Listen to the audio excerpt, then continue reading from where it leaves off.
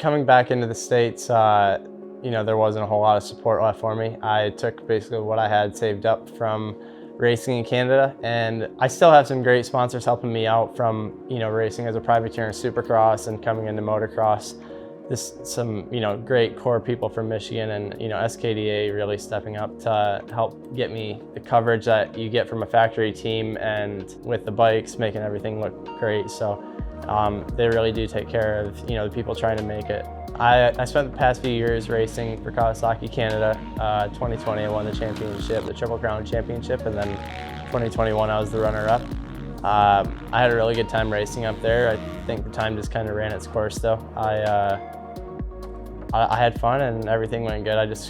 I'm from the States and I just wanted to get back to my roots and race Supercross.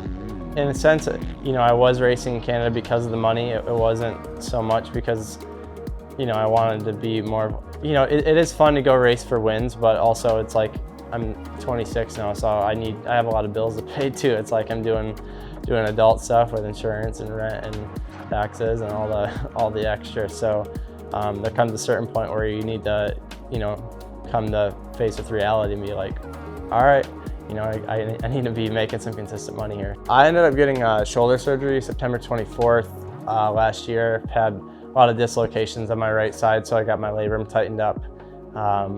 And that was about a 3.5 month recovery. And I started riding middle of December, got on a Supercross track beginning of January. I had about a month prep coming into East Coast. Just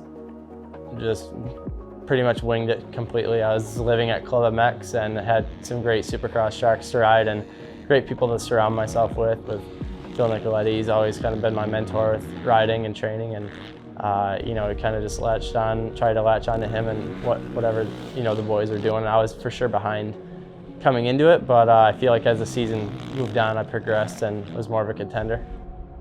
I made a tentative plan to go out of the van, and there's a few rounds I was planning on just throwing my bike in a truck and flying out to him. Like, I was going to be based in North Carolina, so I was going to maybe a Washoe or something, throw my stuff on a rig and fly out. But now going through it on a team, it's been humbling because I don't know how I would have been able to do it on my own. It's been crazy just doing it the right way. I can't imagine driving as much as I would have to be to all these other rounds. Have to be a lot of other sacrifices in my life. After Hangtown, I had a pretty good result. I think I was around 15th, and they had an incident with a rider. Their guy fell through, and they needed somebody. So Dustin and Aaron reached out to me, and we had a conversation. And I told him I'd like to give the bike a test run that week, but I was really interested in it, and we did that. Liked the bike, everything was good, everything was flowing. Team's great to work with, and thought it was the right choice.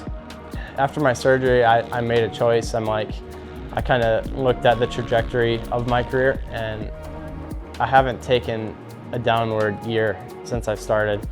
So with just looking at my career, as a whole, I haven't went backwards yet. So it was hard for me to think of a reason to stop racing after, the Canada thing. And I wanted to give myself a shot at least to keep moving forward in this, at the highest level. So I believe in myself. I can keep, climbing the charts.